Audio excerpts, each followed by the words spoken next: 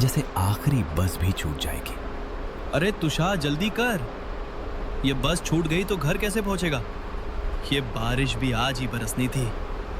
वो bus stop की ओर दौड़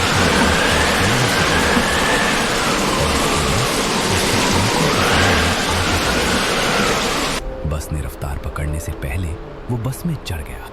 रोजमर्रा की जिंदगी की भागदौड़ कभी कभी कितनी भारी हो जाती है, ये उसे ऐसे ही पलों में समझ आता था। दरवाजे पर खड़े होकर कुछ देर हाफने के बाद वो अपनी हमेशा वाली खिड़की के पास की कोने वाली सीट पर जा बैठा। बाहर बारिश हो रही थी। बारिश में ऐसी ठंडी हवा और बारिश की बूंदें उसकी आत्मा को सुकून दे रही थी। बिजली चमक रही थी और बादल अचानक जोर से गरज रहे थे। बस पकड़ने से पहले पूरी बस खाली थी। आखिरी सीटों पर सिर्फ तुषार ही था। शायद बारिश की वजह से लोग जल्दी निकल गए होंगे, जिससे बस खाली थी। कितना थक गया हूँ आज। ये बारिश, ये भाग दौड़, बस थोड़ा आंखें बंद कर लूँ, आराम मिलेगा। कुछ देर बैठने के बाद तुषार को नींद आ गई।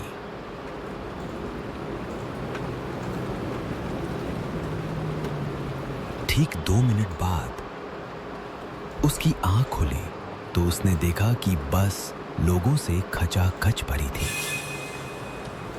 अरे ये क्या, अभी तो बस खाली थी, इतने लोग कहाँ से आ गए? एक स्टॉप पर इतने सारे लोग अचानक कहाँ से चढ़ गए? इतनी थकान और ऐसे मौसम में ये सवाल उसे छोटा लग रहा था। छोड़ यार, ज्यादा मत सोच, थकान ने दिमाग खराब कर दिया है। उसने फिर से आंखें बंद की और सो गया।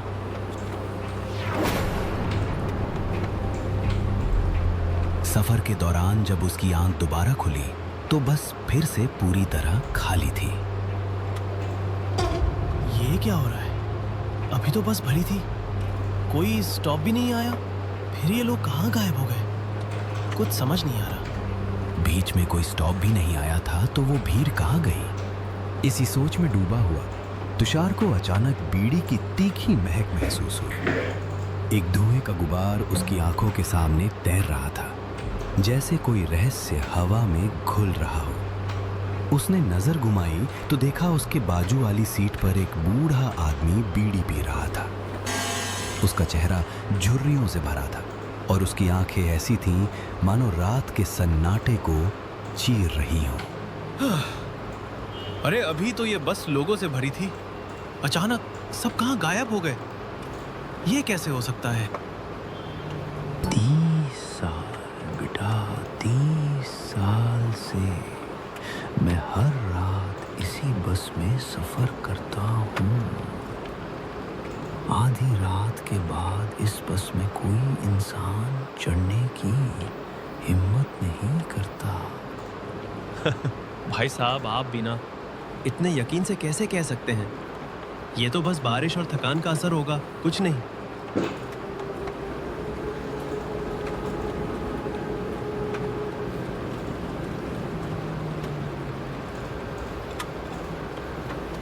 तुम्हें लगता है मैं झूठ बोल रहा हूँ? 1 साल पहले इसी स्टॉप पर इसी बस में मैं चढ़ा था, जिस स्टॉप पर अभी बस रुकी थी। उस रात कुछ ऐसा हुआ जो मेरे दिमाग में आज भी चक्कर काटता है। बूढ़े की आवाज में एक अजीब सी ठंडक थी, जैसे वो कोई पुराना रहस्य खोलने वाला हो। उसने अपनी बीड़ी को एक तरफ रखा और तुषार की ओर झुककर बोलना शुरू किया। उस रात बारिश वैसी ही थी जैसी आज है, बस खाली थी सिवाय मेरे। मैं खिड़की के पास बैठा था जब अचानक मुझे लगा कि कोई मुझे देख रहा है। मैंने पलट कर देखा तो एक आदमी सामने की सीट पर बैठा था। उसका चेहरा अजीब था, उसकी आंखें खाली थी, जैसे उनमें जिंदगी ना हो। वो चुपचाप मुझे घूर रहा था। मैंने कुछ कहना चाहा पर मेरी आवाज़ गले में अटक गई। अचानक उसने अपनी उंगली मेरी ओर उठाई और फुसफुसाया, तू यहाँ नहीं होना चाहिए,